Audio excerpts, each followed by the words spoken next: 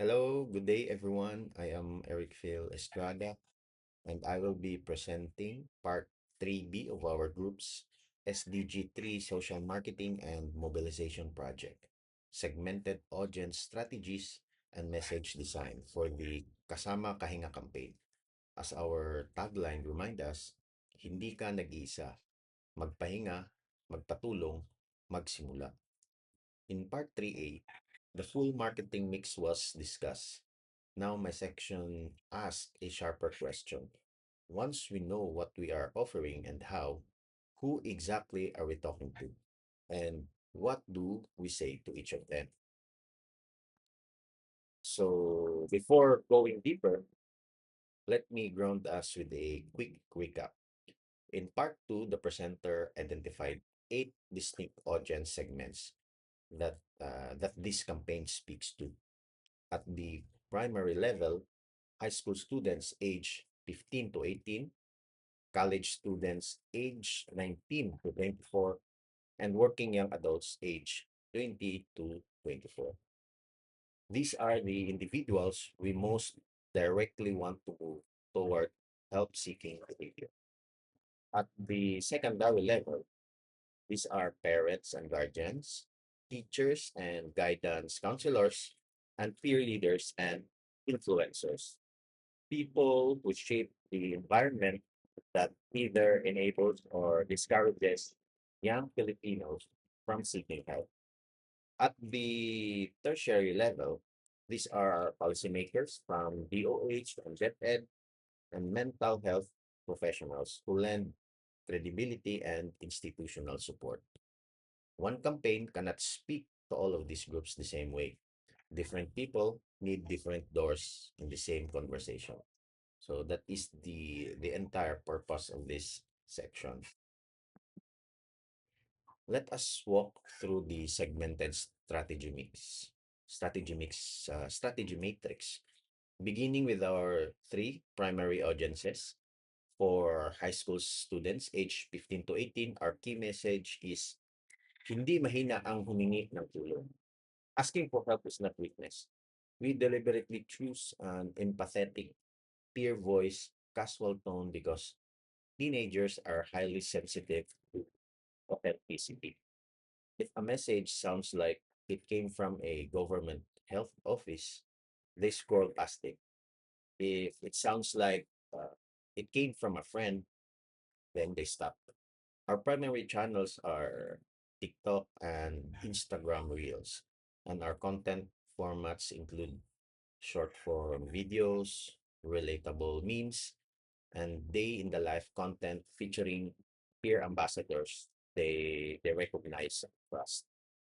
For college students aged 19 to 24, the message shifts to magpahinga, magpatulong, magsimula muli. So this group is navigating academic pressure, financial anxiety, and identity transitions all at once. Our tone is more of empowering, honest, and relatable. We validate the struggle before we offer the solution. We reach them through Instagram, X, and YouTube using long term testimonials, podcast episodes, and study break content that fits naturally into their media consumption habits. For the working young adults, age 20 to 24, the message is direct. Burnout is real, help is available. These are young professionals who may already sense something is wrong but feel they cannot afford to stop. Our tone is validating, professional, and action oriented.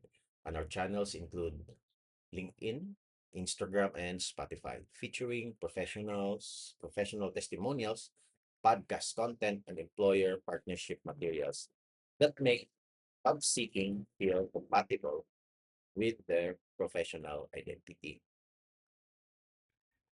Now, for our secondary and tertiary audiences, the people who surround and influence our primary targets, parents and guardians, receive the message, pakinggan natin ang ating mga anak.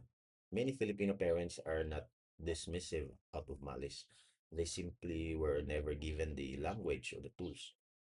Our tone here is reassuring and educational, delivered through Facebook and family-oriented YouTube channels with practical content like parent testimonials and step-by-step guides on how to open the conversation with their child.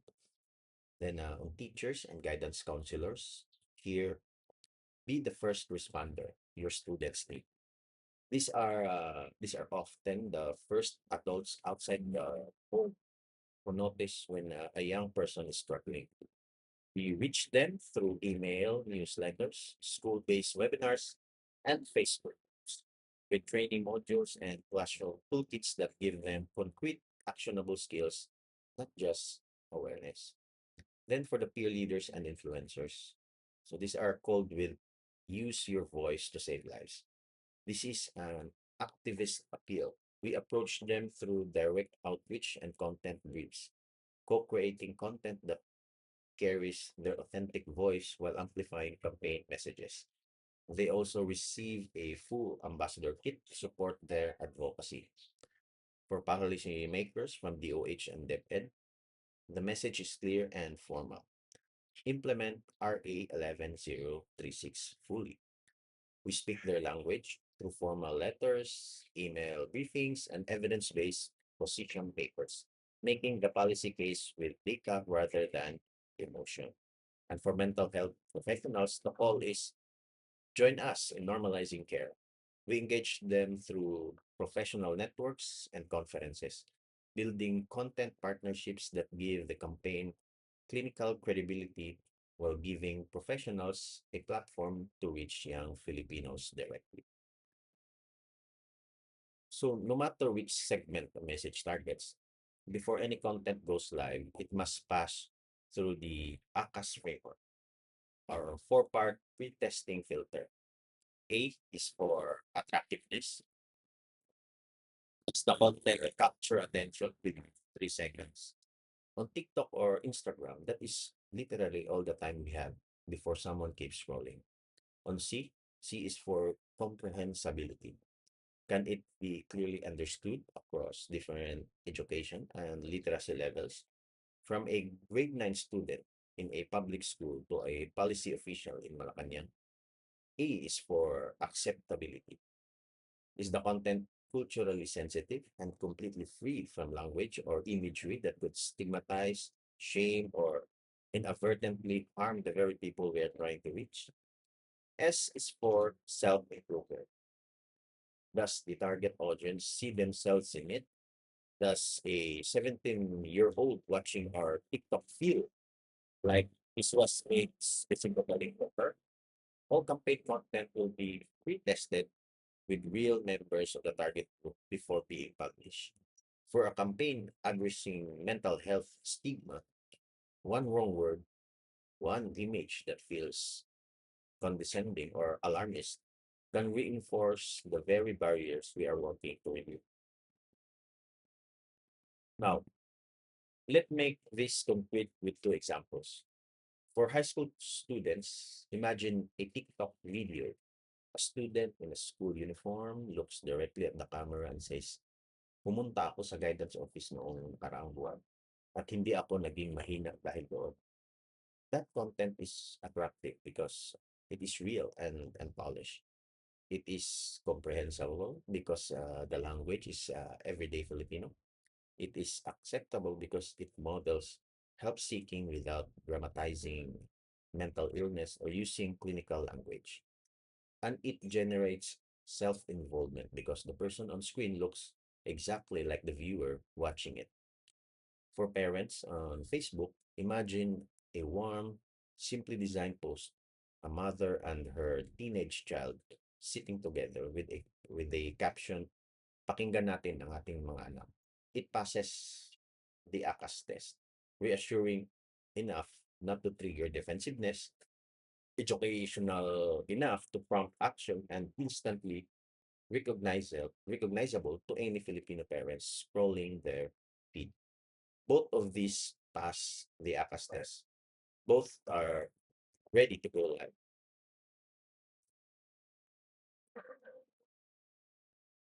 At the heart of our digital mobilization strategy is the Breath with Me Challenge.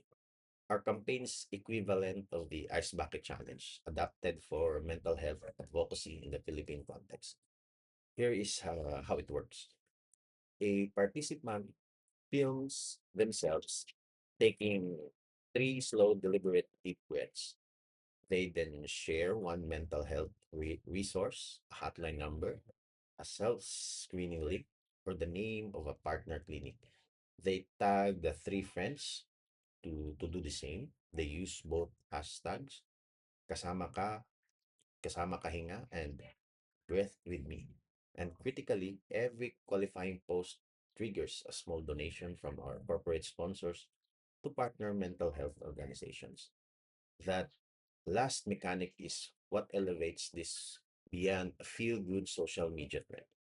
The act of posting becomes an act of tangible giving.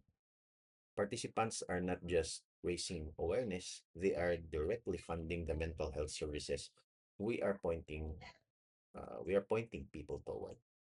The challenge is deliberately designed to be low barrier and universally accessible. Anyone can take three breaths. Anyone can tag three friends, and the simple, quiet act of breathing together on camera normalizes the conversation we have been trying to open without dramatizing it.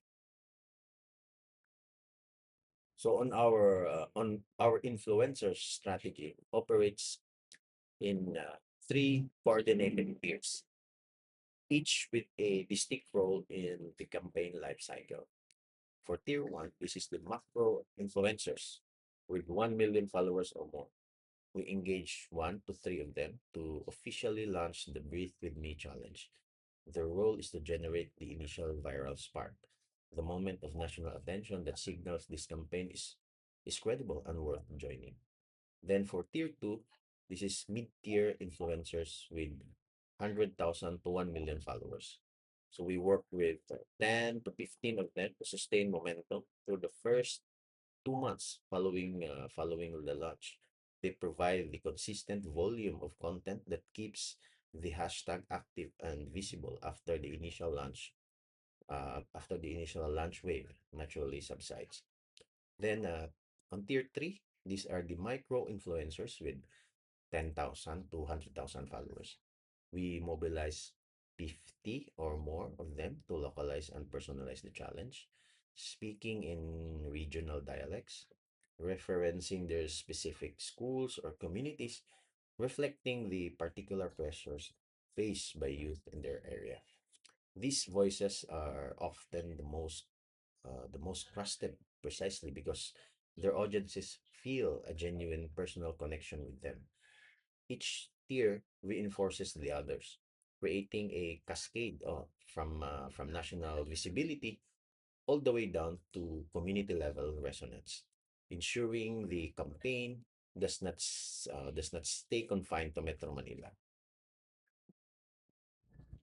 Now, our content production is organized around a monthly thematic calendar that aligns with key advocacy moments across the year.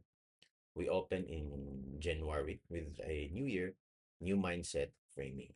Self improvement is already a dominant cultural conversation in January, and we enter it with a mental health angle that feels natural rather than intrusive. Then in February, we pivot to love yourself first, trying mental health to the reason of love and relationships, addressing the very real link between romantic and social pressures and mental health struggles among young Filipinos. Then on March, this brings International Women's Day, and we spotlight women's mental health, which carries an additional layer of stigma in many Filipino households and communities.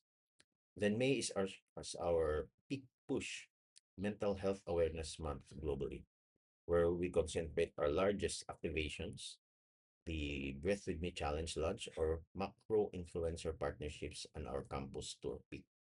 Then in June, we address pride and mental health, explicitly acknowledging the heightened vulnerability of LGBTQ plus youth to depression, anxiety, and suicide, a reality that is too often left out of mainstream mental health campaigns. Then in September is suicide prevention, our second major campaign peak, requiring especially careful, professionally reviewed communication that informs without sensationalizing. Then in October marks World Mental Health Day, and we use it to share mid-campaign impact data with the public, demonstrating progress and sustaining credibility. And in December, we address holiday season mental health, a period of heightened stress, complicated family dynamics, loneliness, and financial pressure that is rarely discussed openly but affects a significant portion of our target audience. You know, one of the most real and documented risks for digital campaigns of this kind is slacktivism, where people double tap a post, feel like they have done something meaningful, and move on with their day while nothing actually changes. We address this risk on three fronts. First, every single digital touchpoint includes a clear, specific next action. A TikTok video ends with a link to our free self screening tools. A Breath with Me challenge post includes the NCMH hotline number in caption. An Instagram story swipe up leads directly to our resource directory. There is no dead end in our content, only the next step forward. Then, second, we measure what matters: conversion, not applause. Impressions and likes are tracked, but they are not our primary success indicators. What we are actually measuring is the number of hotline calls received, clinical consultations booked, and self screening completed that can be attributed to the campaign. So, behavior change is the metric that matters. Then, third, we pair every viral digital moment with a simultaneous on ground activation. When the Breathe With Me challenge is speaking online, our campus tours are running in parallel. When Suicide Prevention Month content is trending in September, trained peer counselors are present in partner schools. The digital wave and the physical presence reinforce each other, ensuring the campaign lives in the real world, not just in a news feed. Now, so to close part 3B, effective social marketing is not about finding the single perfect message and broadcasting it to everyone. It is about meeting each audience exactly where they are, and the platforms they actually use, and the language they genuinely trust, with content that reflects their specific realities, pressures, and aspirations. Our segmented strategies ensure that every Filipino youth, whether they are a high schooler on TikTok, a burnt out young professional on LinkedIn, or a parent scrolling Facebook after a long day, can find a door into this campaign that was designed specifically for them.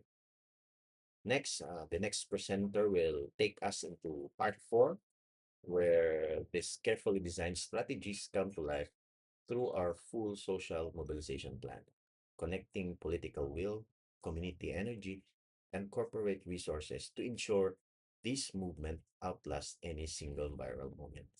So together, we breathe. Kasama, kaina. That ends my presentation. Thank you and good day.